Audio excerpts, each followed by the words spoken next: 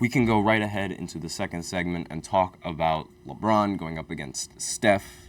But actually, before I do that, there is some breaking news. There is an update that I would like to give all of you, so...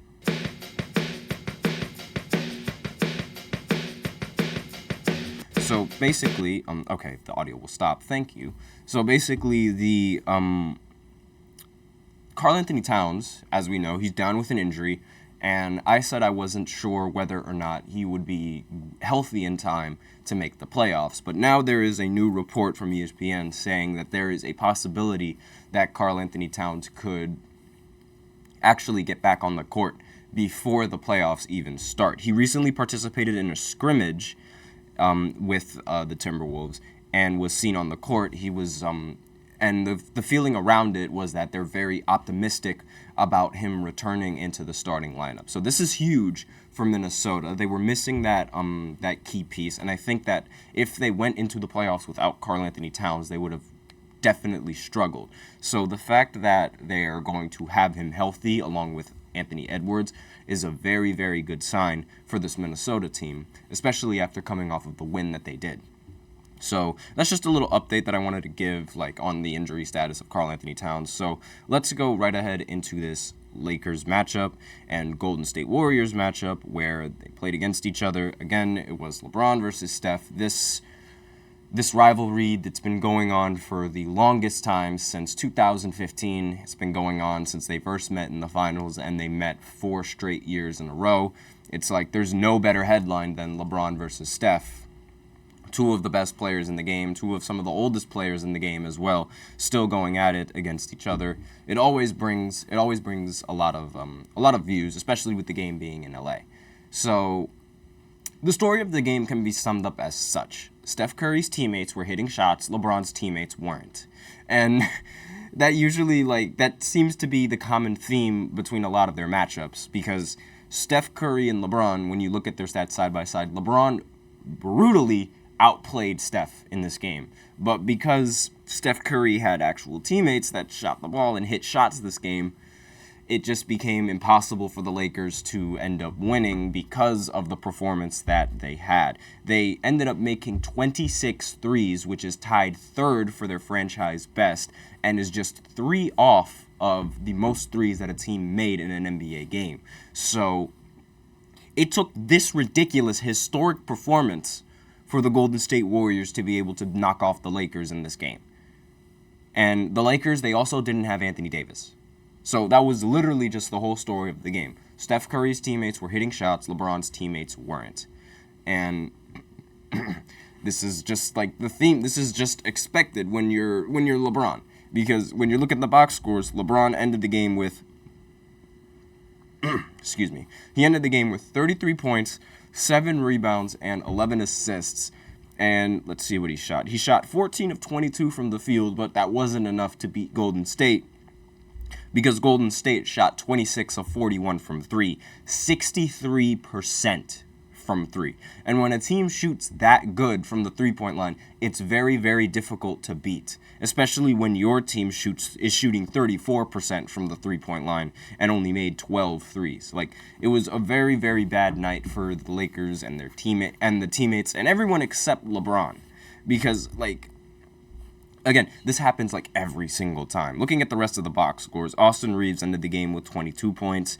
Roy Hachimura ended the game with 20 points and 11 rebounds. And D'Angelo Russell ended the game with 14 points. So, obviously, this team was missing Anthony Davis's production. So, I think if Anthony Davis was in this game, the story would have been played out differently than it did.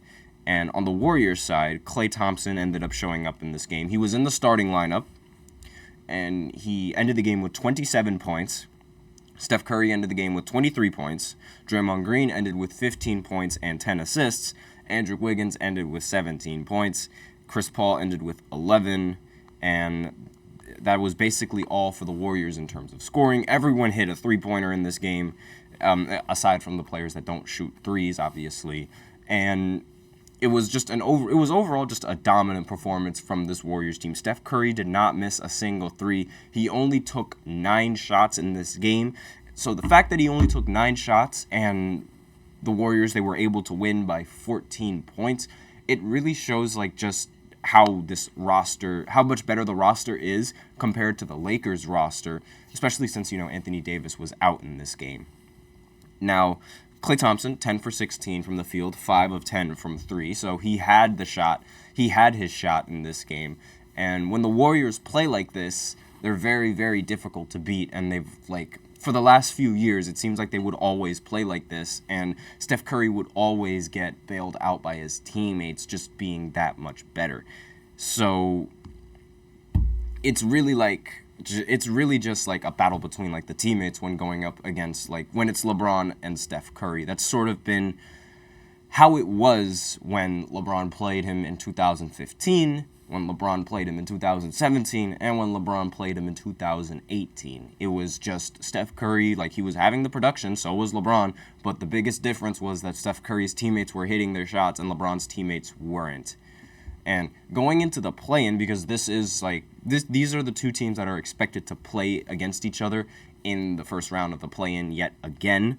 The Lakers, they really needed this win, because if they would have gotten this win, then there was a huge possibility that they could have made it to they could have moved up in the seedings and make it to as much the 8th seed or even the 7th seed if they would have gotten this win. But since they didn't get this win, they moved back down to the 9th seed, where they look to play in the play-in, which again is not ideal if you are LeBron and the Lakers, because playing more games is not healthy or is not good for LeBron, the oldest player in the league. So they really needed this win, and it took a historic game for the Warriors team to beat this Lakers team. So, and Anthony Davis not being in the game.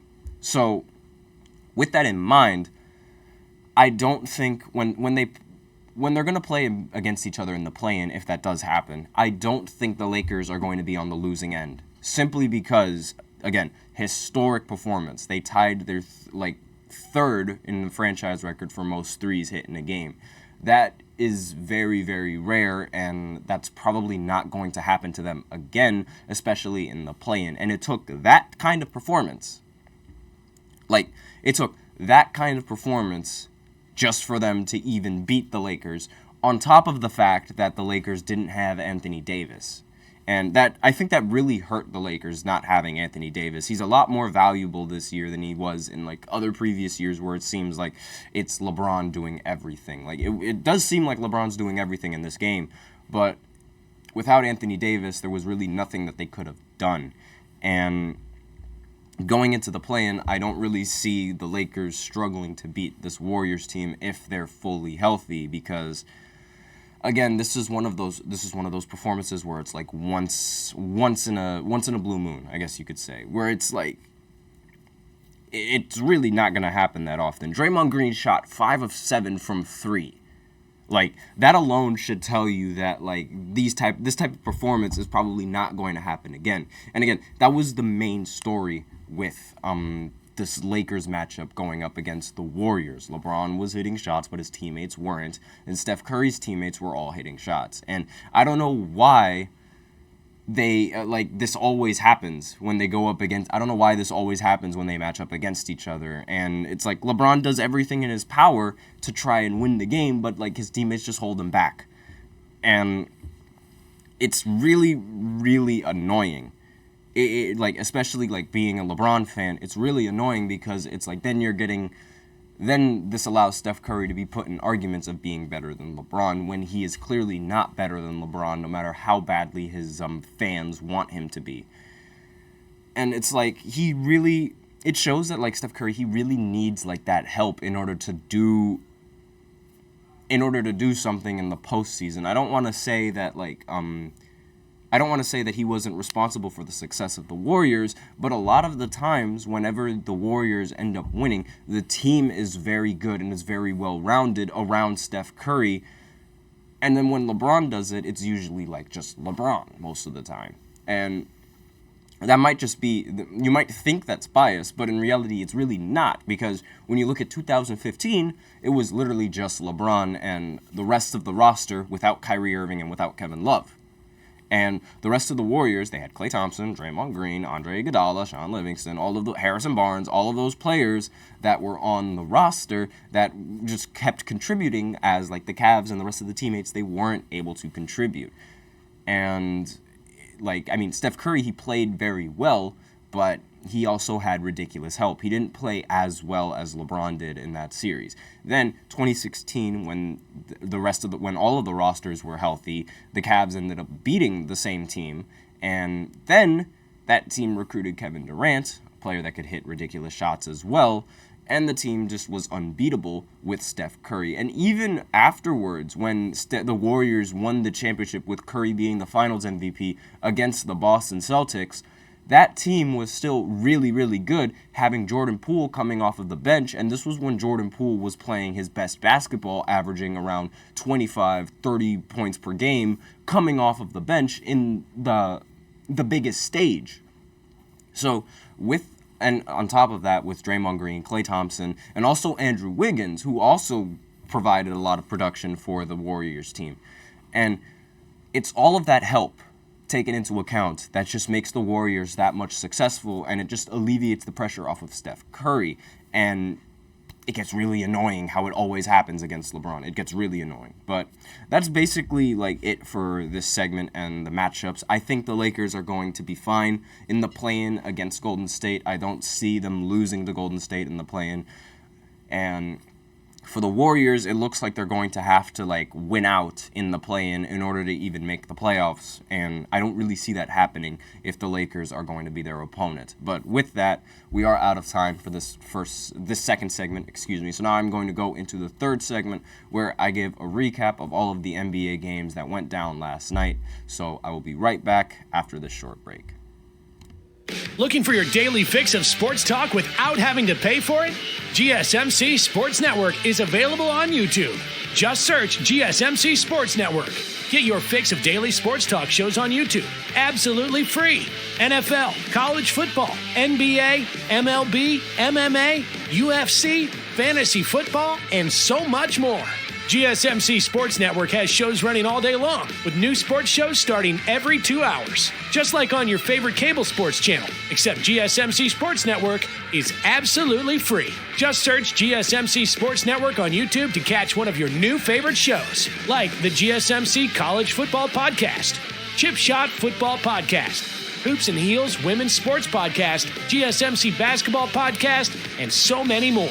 Check it out for yourself. GSMC Sports Network, now available on YouTube absolutely free. Search GSMC Sports Network on YouTube right now.